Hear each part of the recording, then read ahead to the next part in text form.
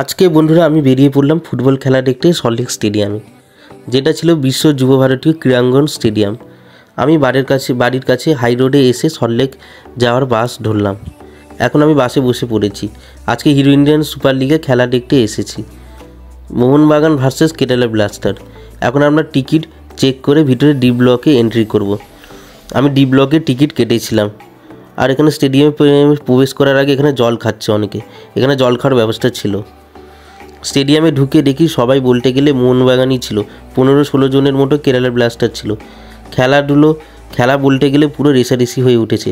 মোহনবাগান 2 গোল, কেরালা 1 গোলে খেলা চলছে। এখন হাফ টাইমে বাইরে যখন আমি শুধু বাদাম আর মোটর নিয়ে বসেছিল একটা কাকু, ঝুড়ি ভাজা একজন বিক্রি করছে, তার কাছে অনেক ভিড় ছিল।